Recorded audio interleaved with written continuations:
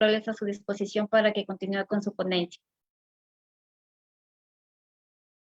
En primer lugar, agradecer a Dios por esta hermosa invitación que me hicieron ustedes. Sé que es un trabajo muy arduo que realizan en todo el planeta, porque esto llega a varios continentes. Y ser el único representante por mi país y siendo también el director de la ODR Venezuela, de verdad me siento muy honrado compartir saberes con ustedes. Y bueno, vaya mi gran saludo a todos los colegas, a las personas de Venezuela que están intentando conectarse, que por muchos motivos no han podido todavía hacerlo. Bueno, aquí estamos para trabajar, para servir y para que podamos avanzar. ¿Cómo estamos?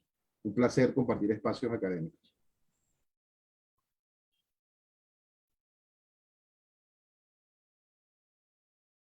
Bueno, vamos a comenzar con la disertación del día de hoy.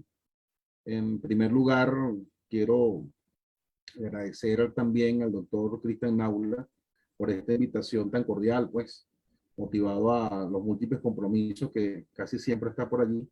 Y bueno, quisiera empezar a compartir un poco el trabajito, pues, que realicé, las presentaciones que quiero colocar allí. Entonces, sí quisiera que me ayudara un poquito porque estoy intentando colgar la presentación, algunas las imágenes, pero voy a intentar hacerlo desde acá, desde mi usuario. No sé si logran ver en el momento que vaya pasando las láminas.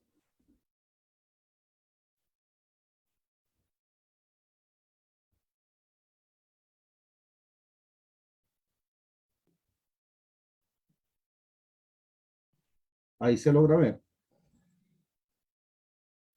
Se logra ver la lámina.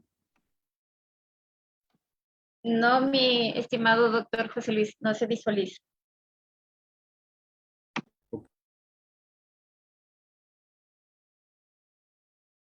Con eso, si yo le envío la lámina, o cómo haría, porque estoy tratando de enviarle la lámina que tengo aquí abierta para trabajarla. Déjeme realizar un momentico. Opciones avanzadas de la función compartir, creo que es allí, ¿no? Donde se comparten las láminas. Sí, donde dice compartir, ahí hay una carpetita verde. Compartir, sí, pero dice compartir pantalla, es esa, Ajá, donde paso las láminas. sí, ahí, doctor. Bueno, le estoy dando allí y bueno, déjeme ver si es aquí.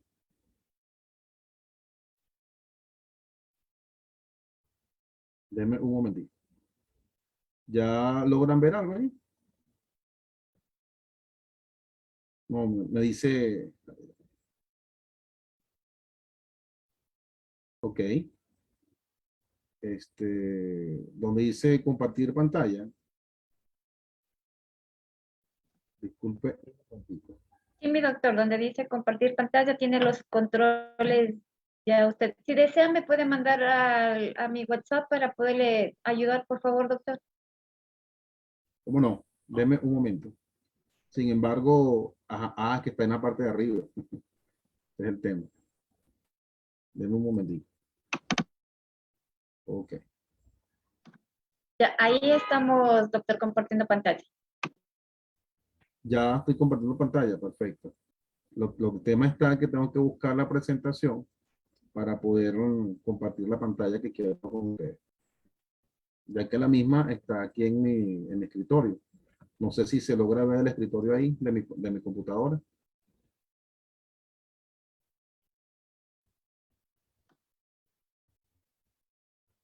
Ya.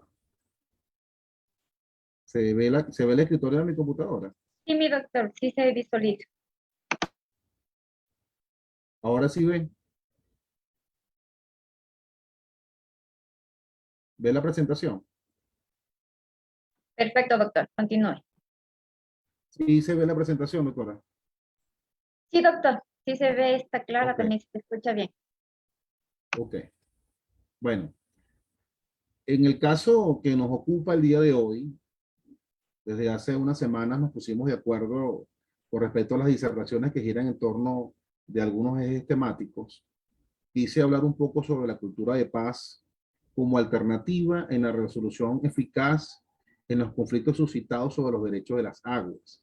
Fíjense que uno de los conflictos, sobre todo que existe en las aguas transfronterizas, es el uso de esos recursos hídricos que han ido mermando a la luz, pues, de varios fenómenos, tanto por el calentamiento global o porque tienen que ver directamente con el mal uso de los recursos, entre otras cosas.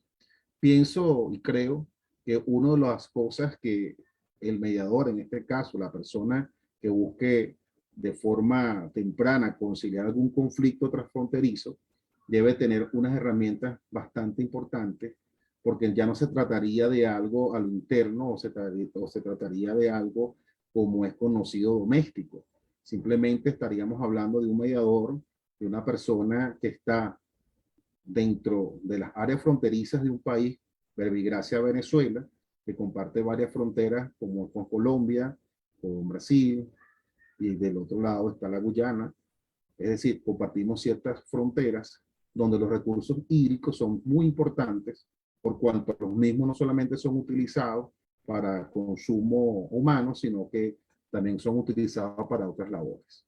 Por eso les decía al principio de mi disertación de que no solamente el mediador puede estar en un área determinada, geográficamente hablando, georreferenciando el momento que va a actuar, bien sea en una, como explicaba el ponente anterior, sobre que ha tenido muchos logros desde el punto de vista escolar, donde ha podido resolver ciertos problemas. Aquí estamos hablando de cultura, estamos hablando de idiosincrasia, estamos hablando de ancestros, costumbres ancestrales, estamos hablando de tradición, estamos hablando de pasos, estamos hablando de usos de recursos hídricos que tradicionalmente son usados en fronteras y que a veces genera ciertos conflictos que por la distancia que puedan estar, en este caso algunas entes judiciales, desde el punto de vista jurisdiccional, el mediador puede hacer un buen trabajo. En el caso que les explico en este momento, el contenido de mi presente disertación va a tocar los aspectos generales del agua, la realidad en algunos países, la participación de la Organización de las Naciones Unidas, aunque no lo crea, las Naciones Unidas actúan como mediadores, respetan en el caso de los conflictos internos de algunas zonas transfronterizas, donde normalmente hay personas indígenas y que a veces no se ponen de acuerdo por esas mismas tradiciones, ha fungido esta figura, o también personas que se han preparado como mediadores, se han ido a esa zona y han logrado grandes acuerdos. Dentro de los indígenas, la palabra que utiliza para identificar al mediador es palabrero. El palabrero es el mediador. El palabrero es la persona que se encarga dentro de la tradición, dentro de esa tradición ancestral que tiene, en mediar en los asuntos y que es traspolado, hago énfasis en la frontera venezolana con Colombia, sobre todo en la Alta Guajira, donde suscitan muchos inconvenientes, bien sea por cuestiones de que su rebaño traspasa ciertas áreas, donde siempre tienen que acudir a un palabrero para arreglar las cosas, con el supuesto negado, el nacimiento de un aljibe, la perforación de un lado o del otro lado de pozos profundos para utilizar los recursos hídricos, y esas cosas normalmente el palabrero, que a lo mejor no tendrá una preparación escolástica, profesional, es el encargado de fungir ese mediador, aunque de forma un poco rudimentaria, pero logra el objetivo de que esas dos personas se pongan de acuerdo. Vamos a hablar un poquito de la cultura de paz y la necesidad de crear conciencia. Vamos a hablar también de los conflictos suscitados con respecto al acceso de vías fluviales, avances sobre resoluciones de conflictos, y algunas conclusiones de forma que podamos nosotros entrar más en contexto. Quiero aclarar a aquellas personas que no son de Venezuela, que en Venezuela no cuenta con ningún tipo de regulación con respecto a la mediación. Es algo dado normalmente de intraproceso. No quiere decir que nosotros no nos pongamos de acuerdo y podamos homologar ese acuerdo. La cultura de mediación en Venezuela es bastante escasa. Aquí en Venezuela la mayoría de los conflictos intentan resolverlos por vías judiciales. Muy pocos son aquellas personas que acuden, repito, todo esto tiene que ver con la cultura, ¿no? Tiene que ver de que no hagamos falta como personas doctas y con el conocimiento para resolver un conflicto que pueda existir en dos personas que no se ponen de acuerdo, sino que la cultura venezolana, nuestra cultura, casi siempre lleva las cosas a otros niveles judiciales, inclusive lo hacen de una forma a veces tan alegre, tan el término peyorativo, por cuanto hasta la misma sala constitucional se ha pronunciado, ha sancionado a abogados, introducen una gran cantidad de recursos que los mismos no tienen ningún asidero jurídico. Inclusive resulta estéril el impulso procesal por cuanto ya puede verse como cosa juzgada, o en otros casos puede verse que se pudo solucionar de una manera tan común o tan sencilla como es llegar a un acuerdo entre las partes. Quería dejar claro que nuestro trabajo como mediador es arduo aquí en Venezuela. Venezuela está en, y me disculpan el término, está como en pañales. El exceso de no confiar, pero no decir exceso de confianza, el exceso de no confiar en las personas nos hace llevar casi siempre todo a un plano judicial. Como mediador en Venezuela, sí he tenido la oportunidad de realizar algunos trabajos, bien sea antes de llegar a un proceso y se llegan a acuerdos, pero no es tan fácil porque casi siempre la figura de desconfianza que pueda tener hacia la otra parte no llega. Inclusive la mediación normalmente en Venezuela comienza con alguien que va a tu escritorio a consultarte y a través de mí o a través de la persona que funge como mediador, llamas a la otra persona y concertas una cita.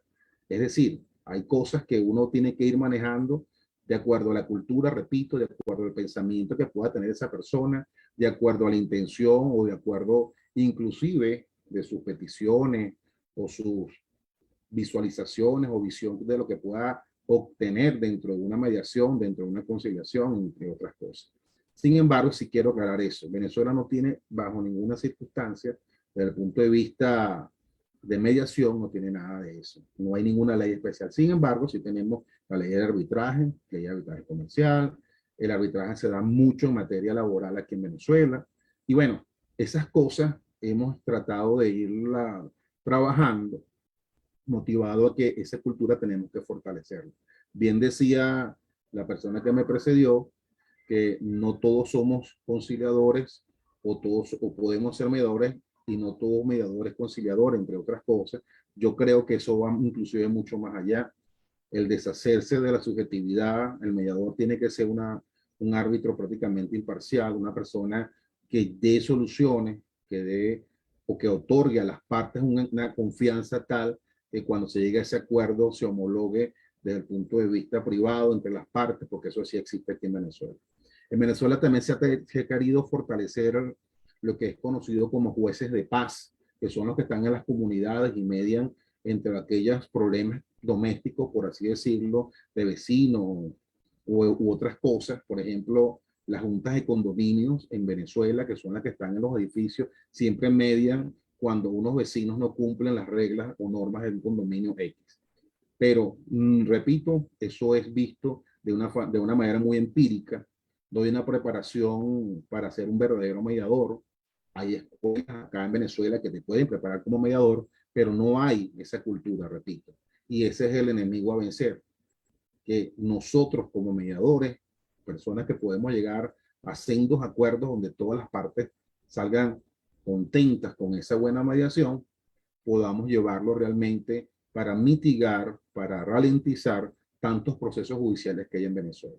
En la actualidad, un juez puede estar llevando hasta 3.000 causas, 5.000 causas, por sencillas razones que pudo solucionarse en una mesa de mediación.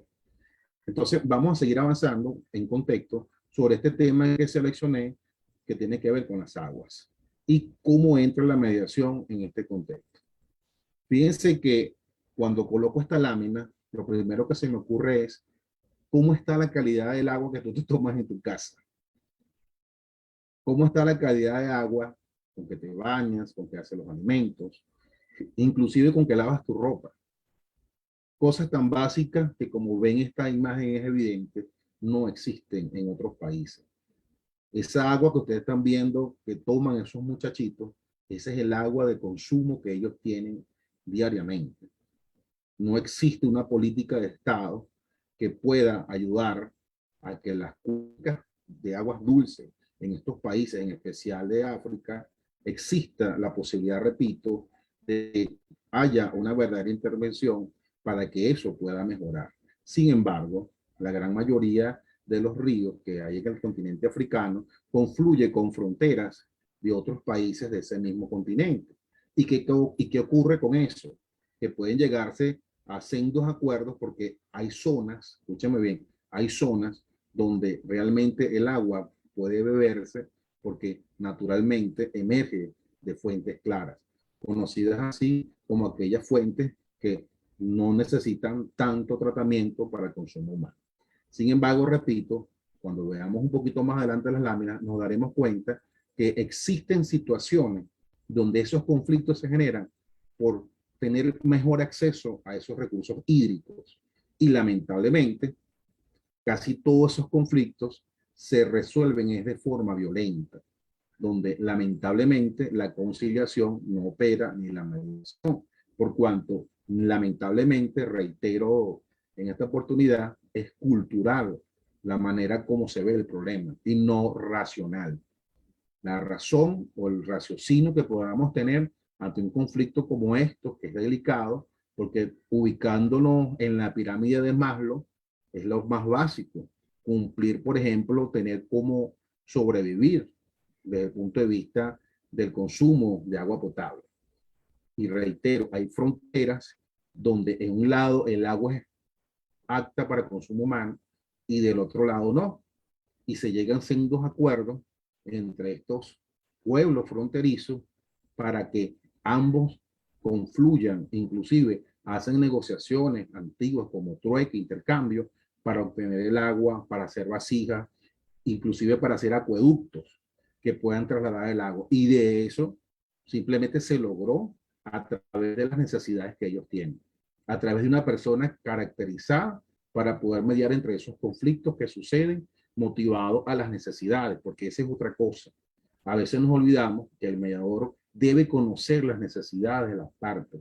Esa es una condición sine qua non para poder saber sobre qué base se va a negociar, sobre qué base se puede llevar a la mesa de mediación todos los acuerdos y se puedan lograr todas las premisas y conclusiones que nos va a llevar, repito, esa mediación. Entonces, esta imagen habla por sí sola. Como verán, es una situación interesante. Y bueno, los tratados con respecto a las aguas o los problemas de las aguas o los problemas sobre lo que es el consumo o compartir fronteras hídricas, eso tiene inclusive muchos años. Aquí les coloco un ejemplo sobre lo que fue las ciudades de Lagash y Umma en Sumeria, que tenían un problema y ellos mismos lo solucionaron por cuanto hicieron el primer tratado conocido a través de la historia como el primer tratado de mediación hídrica, por cuanto se estableció una manera, sobre todo no necesariamente de consumo humano. Recuerden que nuestros ríos también son navegables, conocidos como las vías fluviales. Y eso también tiene un contexto muy importante por cuanto las aguas internacionales, que lo rigen normas internacionales en algunos aspectos, y que cuando esa embarcación pueda cruzar aguas que ya no son de su país, se pueden llegar a acuerdos de comercio, de medicina, entre otras cosas. Por eso considero muy importante la mediación de estas zonas transfronterizas, porque para nadie es un secreto, una de las zonas más abandonadas por algunos estados son aquellos pueblos remotos que se encuentran de difícil acceso a vías de comunicación viables, inclusive a circunstancias donde el contenido político desde el punto de vista de Estado, ese alcance de los beneficios o privilegios que pueda gozar un Estado, tarda en llegar. Es más fácil, por ejemplo, la frontera más lejos que pueda tener Venezuela, estamos hablando frontera con Brasil. Yo estoy en la actualidad en Caracas. Es más fácil que a una persona le llegue una medicina de Brasil que le llegue de Caracas. Porque aquí en Venezuela los ministerios y todo lo que es el poder público nacional, de acuerdo a nuestra constitución, es, es Caracas. Sé que pueden existir vías de comunicación para llevar una ayuda, pero es más fácil que le llegue de Brasil o que le llegue de Colombia o que le llegue de la Guyana, inclusive que llegue de Trinidad y Tobago, que llegue de Caracas. Entonces, son realidades a propósito de lo que tiene que ver con esta situación de los recursos hídricos. Y por eso, inclusive la ONU, que como estoy colocando acá, ha intentado de mediar como un organismo humanitario para que esos grandes temas que puedan surgir se lleguen a acuerdos transfronterizos que posteriormente se convierten en convenios y que posteriormente se convierten en acuerdos internacionales. Pero todo comenzó en una mesa de negociación con los interesados, con las personas que directamente son afectadas por cualquier conflicto que se presente en esas áreas, en esas zonas. Ahora bien, fíjense que la complejidad del problema del agua es tan grande que se puede decir que próximamente va a haber un gran problema por este recurso. Inclusive se dice que las próximas guerras van a ser por el agua. Aquí les muestro una imagen un poquito preocupante sobre una represa que queda ubicada en Estados Unidos y que en menos de 3 años bajó a esos niveles. A pesar de los fenómenos climatológicos que fueron a través o después del inicio de la pandemia, porque se dejó de emitir gases tóxicos a la atmósfera, se fue reacomodando algunas cosas y bueno, empezaron a haber, en este caso, lluvias en zonas que no los había o las crecidas de ríos, entre otras cosas. Sin embargo, no es suficiente, porque recuerden que no todo el agua que tenemos en el planeta es de consumo humano, solo el 1%. El 1% del agua en todo el planeta es dulce solamente. Y la gran mayoría de estas redes fluviales o estas redes hídricas confluyen en varios países. Hay ríos que pasan varios países, Verbigracia, el Amazonas, el Orinoco se comunica en el Amazonas. Es decir, estas cosas hay que entenderlas desde la propuesta de la necesidad que tienen nuestros coterráneos que se encuentran en las áreas aledañas a la frontera y que a veces priva un problema interno. Por ejemplo, hasta hace poco dejamos de tener ese inconveniente con Colombia por un sistema político que lamentablemente desde el punto de vista venezolano consideraba no cónsono. Ahora se han hermanado un poco más las cosas, ya van a abrir la frontera con Colombia, ya va a haber una cuestión comercial y aparte de eso, va a haber un intercambio hídrico, porque la zona, por ejemplo, lo que es conocido como el puente Simón Bolívar, que comunica con Colombia, la separa un río. Y ese río es fuente de represa, es fuente de riego, es fuente de apoyo a las personas que viven en la frontera. Entonces, esas cosas se han mantenido mucho tiempo, conocido como nosotros, por la costumbre. Era tan sencillo como ver un venezolano que cruzaba a la frontera ahí en lo que conocemos nosotros como Ureña, llegabas rápidamente a Cúcuta, llegabas rápidamente al otro lado, ya estabas con otro país y a esas cosas a veces se han olvidado. Pero cuando hay una necesidad, por ejemplo, en el caso de los recursos hídricos, que son tan importantes porque los ríos que están prácticamente en toda la zona fronteriza son navegables y son utilizables esos recursos. Hasta hace poco no se podía tener un total acceso. Y eran, repito, cuestiones de tradición, conocido como uso y costumbre. En ampliación de lo que estoy explicando, ¿cuáles son los países que carecen de agua en la actualidad? Actualmente solo hay 3 países que lamentablemente ya no tienen agua. La mitad de la población no toma agua potable. Un bidón de 20 litros cuesta $1. Imagínense $1 en esos países con esa depresión de, de recursos. No está fácil. Y haciéndonos otra pregunta, ¿Cuáles son los países que se van a quedar sin agua? Ahí lo tienen. Egipto, Emiratos Árabes, Bahrein y Kuwait. Ya Kuwait no tiene agua. Kuwait tiene que comprar agua. Es una cuestión impresionante. Y eso solamente se llega a ciertos acuerdos que nacen de las necesidades de las personas que pueden estar conviviendo en zonas transfronterizas. Porque normalmente no es lo mismo que el que está en la capital que la que converge o hace vida en esa zona fronteriza. ¿Y qué países de Latinoamérica tienen ese problema? Venezuela envía a Haití buques de agua, porque Haití carece de agua. Y Haití y República Dominicana es como una isla partida en dos, y República Dominicana también tiene sendos problemas de agua, que tiene un músculo económico más fuerte que Haití y puede adquirir otros recursos a través de la industria turística que tiene, otra cosa. Pero inclusive Nicaragua, Ecuador, Perú y Bolivia tienen grandes problemas hídricos por cuanto es de difícil acceso el agua potable a ciertas partes de su país. Es decir, todo esto que estoy planteando desde el punto de vista escolástico, académico, viene dado porque ya nosotros no somos los mismos, ya somos más de 7.000 millones de personas.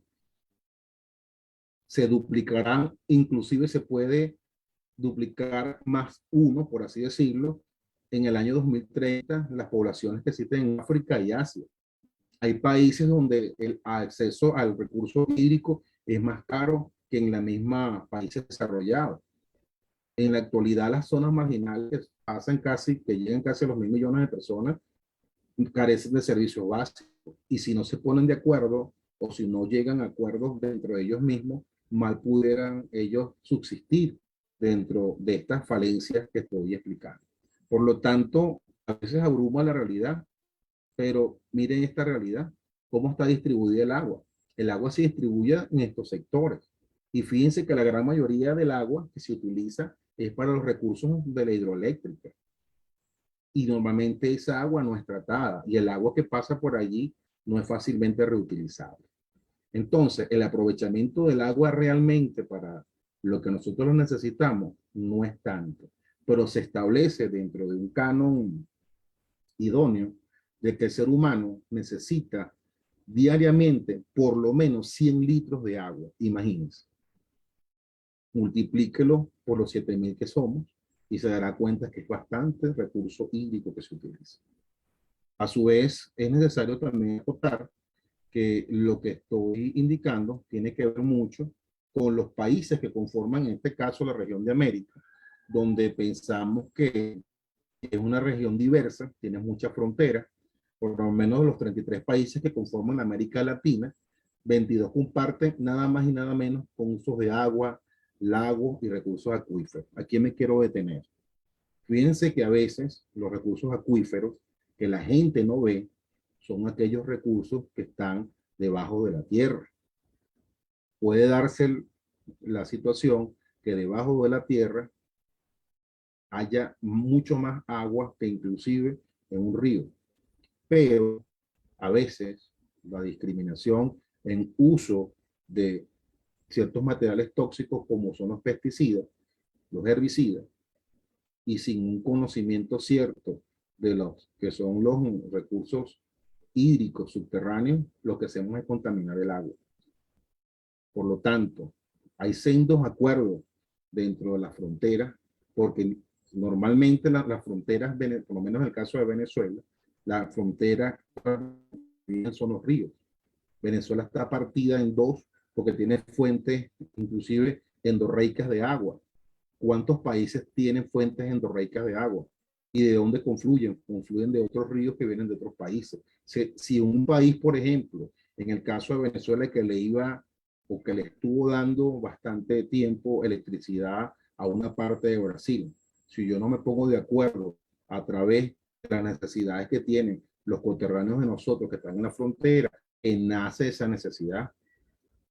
El tema está que a veces nos olvidamos que la base poblacional, conocida como uno de los elementos básicos del Estado, que es población, son los que llevan las necesidades a través de muchos aspectos que comienzan de la mediación, que comienzan y que son posteriormente homologadas a través de los organismos gubernamentales. Por ello, como ustedes podrán ver en la lámina, existen importantes sistemas acuíferos. Uno de los que está en boga ahorita es el sistema acuífero Guayaquil, porque existen muchos intereses. También existe la posibilidad, por ejemplo, de que entendamos que los polos del planeta son de agua dulce. Es la principal fuente de agua dulce congelada, porque ocupa el 0,3% de todo el agua todavía. Si decía que el 1% del agua era dulce, el 0,3% es la que está en los congelados. Y todavía tenemos algunas fuentes que vienen pues de esa naturaleza, que son las fuentes o aljibes a través de las perforaciones de los suelos. Hay una cuestión que hay que entender, que existe una dimensión geopolítica que puede afectar los recursos hídricos. Y eso es lo que nosotros tenemos que evitar como mediadores, porque nosotros practicamos la diplomacia, el mediador practica la diplomacia, el mediador busca la manera de resolver cualquier tipo de situación que se presenten con dos partes. El mediador es la fuente inicial del derecho natural, ya que como tenemos un derecho positivo, que casi todo se lleva a través de las normas, las leyes, los reglamentos de una nación, el derecho natural nació a través de la mediación. Al no existir un fundamento sólido, legal, la palabra era un documento, y ese documento que usted verbaliza en una mediación queda plasmado inclusive con un apretón de mano.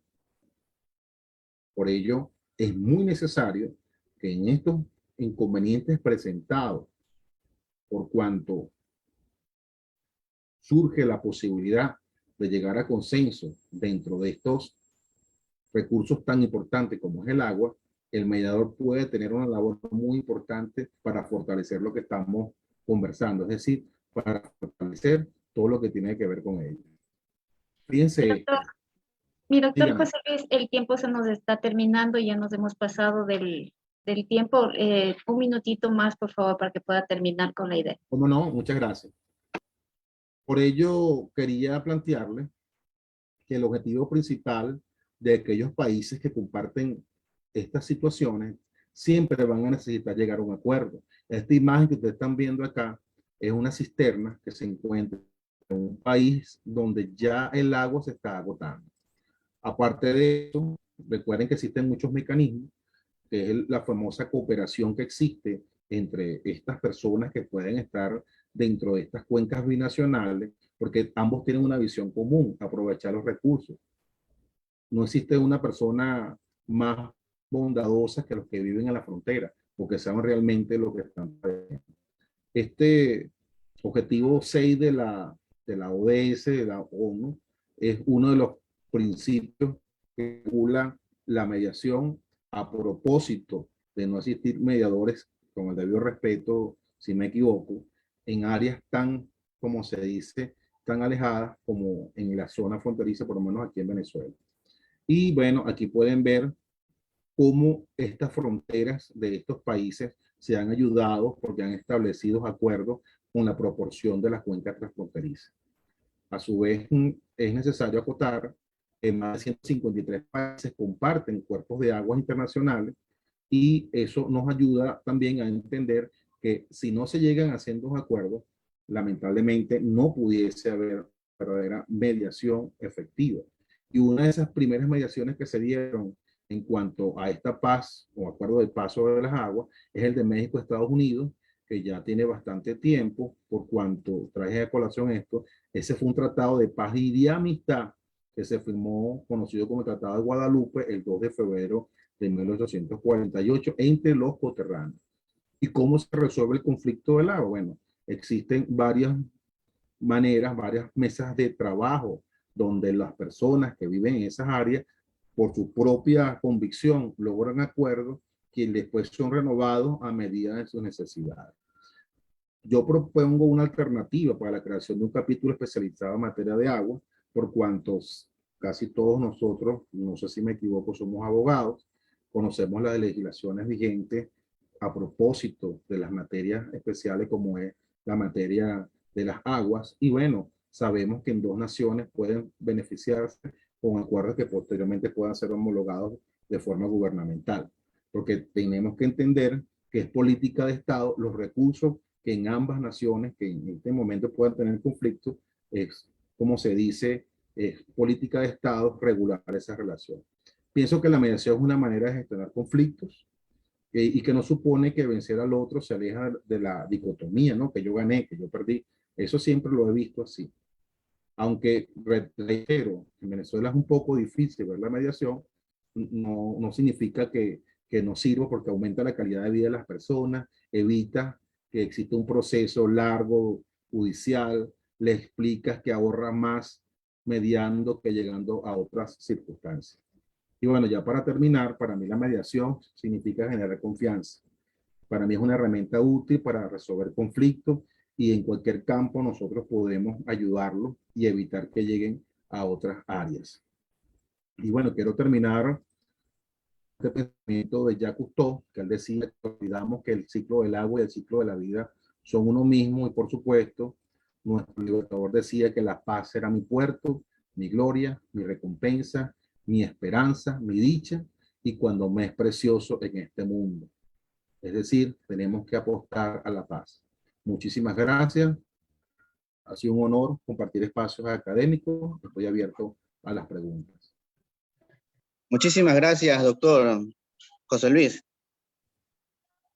Seguimos con las ponencias, ¿no? En esta noche seguimos con el doctor Guillermo Roballo, subdirector nacional del Centro de Mediación y Justicia de Paz del Consejo de la Judicatura, abogado defensor de los derechos humanos, director metropolitano de la gestión e inclusión, coordinador nacional de monitoreo y evaluación de programas de proyectos de emisión, subciudadanía, consultor responsable de los proyectos en consultoría, solución y solución de grupos. El doctor Guillermo Roballo nos comparte este tema, la mediación e impacto en el sistema judicial. Doctor, buenas noches. Muchas gracias, Elvis y colegas de ODR. Un gusto poder saludarlos y poder compartir con ustedes. A ver, veamos si es que nuestro anterior panelista nos ayuda quitando la pantalla compartida de su computadora. O alguien que esté haciendo de administrador. Ya lo estoy haciendo, doctor. Deme un momentito. Muchas gracias.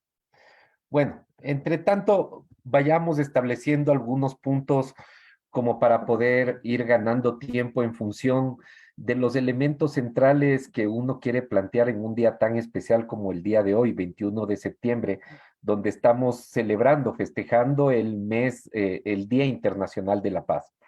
Y justamente tal vez es conversar y poner algunos puntos del debate de lo que implica los procesos de mediación, los procesos de conciliación y de otros métodos alternativos de solución de conflictos en el contexto ecuatoriano.